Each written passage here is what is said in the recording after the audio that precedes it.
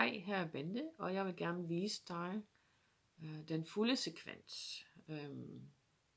Før har jeg vist traumesekvensen, og det her er den fulde sekvens. Og den fulde sekvens bruger vi sammen med en sætning, når vi ikke kan føle det i kroppen, hvad problemet er, men vi har en god idé om, hvad det er, og så bruger vi en sætning.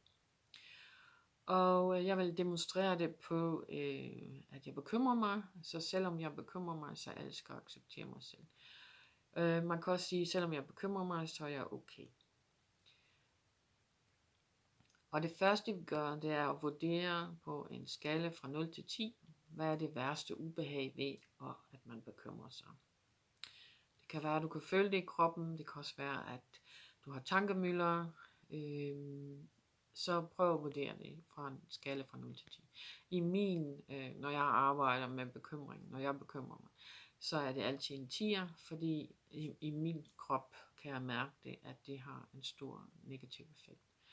Men du har måske en anden opfattelse af det, og det er helt fint. Det er din opfattelse, du skal gå med.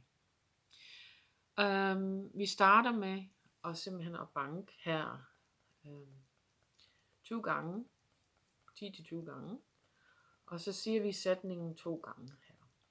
Selvom jeg bekymrer mig, så er jeg okay. Selvom jeg bekymrer mig, så er jeg okay.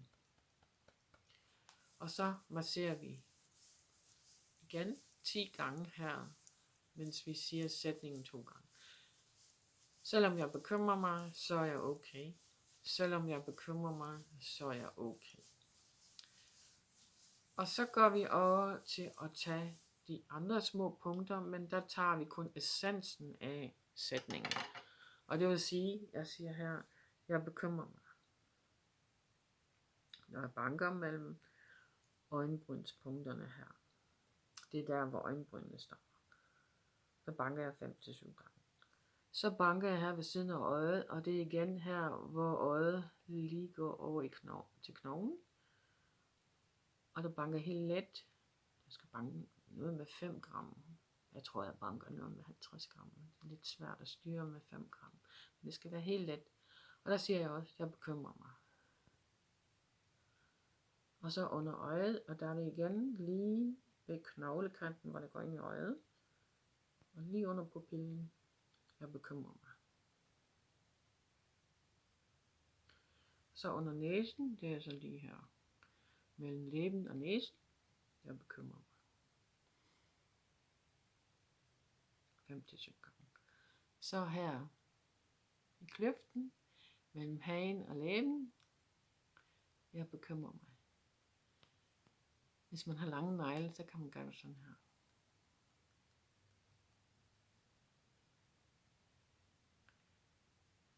Godt. Så er vi kommet så langt, og så skal vi ned her på kravbenspunkterne, og der banker vi let her. Og så trækker vi vejret dybt ind. Puster ud. Men først skal vi huske at sige sætningen. Jeg bekymrer mig.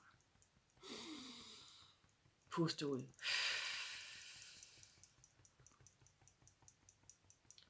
Og så skal vi en håndbredde op i armhulen med hånden, og så lige der, hvor den rager ned her med lillefingeren, der skal vi så ramme.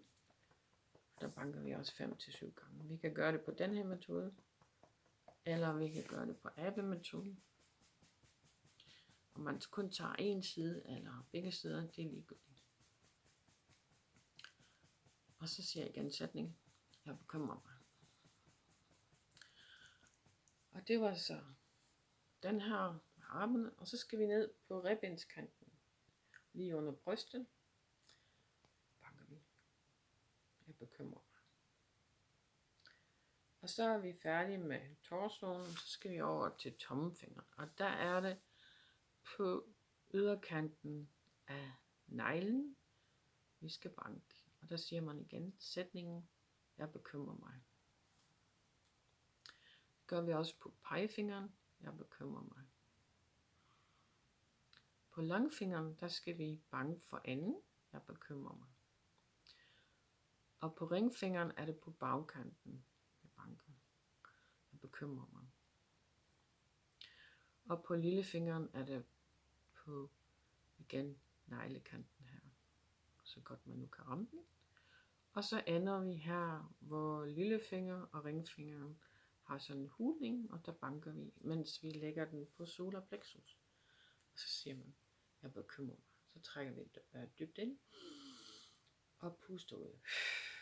Og det var så en runde. Og det gør vi så 3 gange. Men den næste runde starter op på kronen.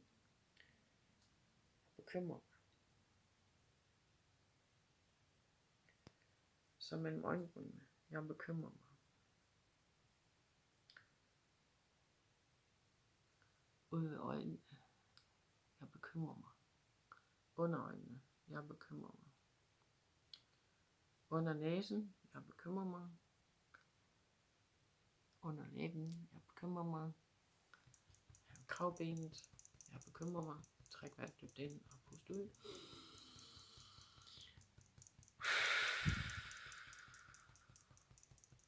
Under armene. Jeg bekymrer mig.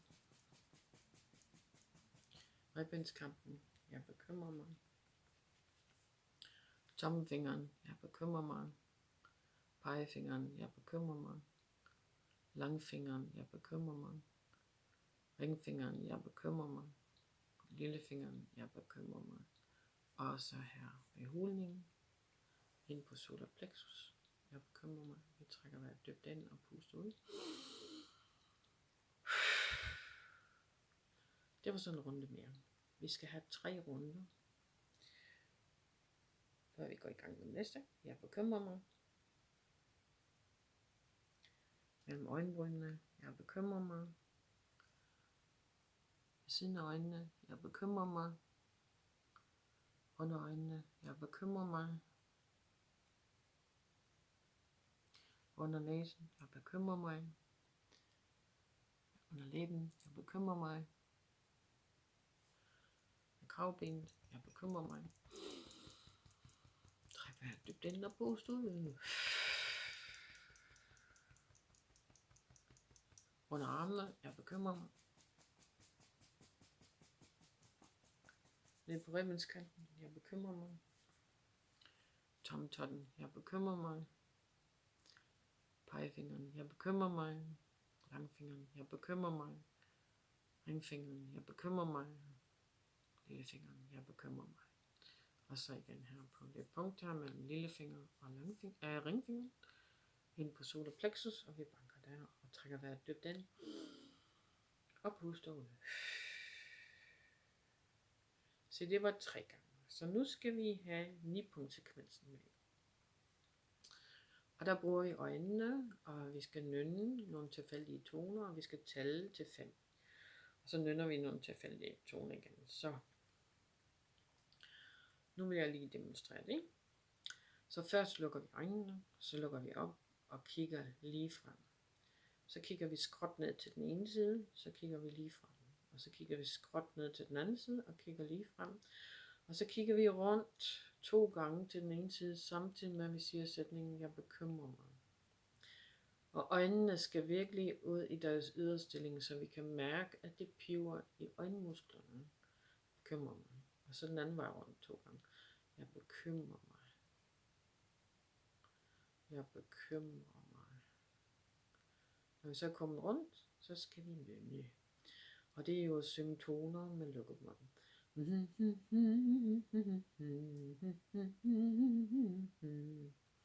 Så tæller vi 1, 2, 3, 4, 5, samtidig med at vi hele tiden banker her på, når vi holder hånden på solar plexus. Og nu skal vi nynne igen.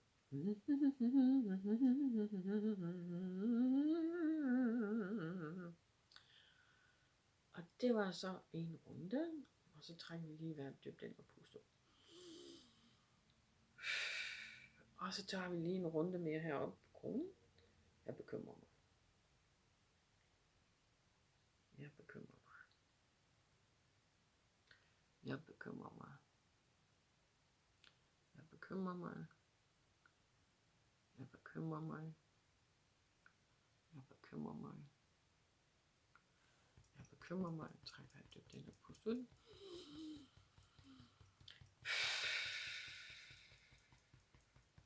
Jeg bekymrer mig. Jeg bekymrer mig. Jeg bekymrer mig. Træk vejret dybt ind og pust ud.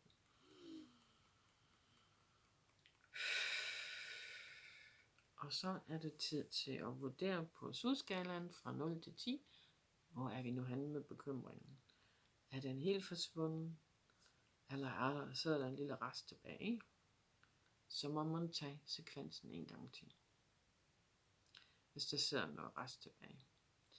Det er vigtigt, at man kommer ned i 0,0, for ellers så kan den jo dukke op igen, hvis man ikke bliver helt færdig med det. Hvis man ikke kan komme helt ind i 0,0, så må man prøve at kigge på, hvis der dukker nogle billeder op. Er der en situation, som har været lidt traumatisk, så kan det være, at man skal banke på den. Måske bliver man skældt ud, eller har oplevet noget forfærdeligt. Så må man tage fat i det, og få banket på det. Og det kan man også bruge den her traumesekvens til. Man skal bare have det billede i øjet, og ligesom nærme sig sin egen krop, hvis man føler, man har stået udenfor og set på situationen. Man skal ind i kroppen og føle det. Det ubehag, man har, og det kan man også bruge hele den her sekvens til. Men der siger man så ikke noget, man ser det bare fra sit indre øje, eller man mærker det. Hvis man kan mærke det, så er det over i traumesekvensen. Den er kortere og lige så god. Så længe man kan mærke det i kroppen, så bruger man traumesekvensen.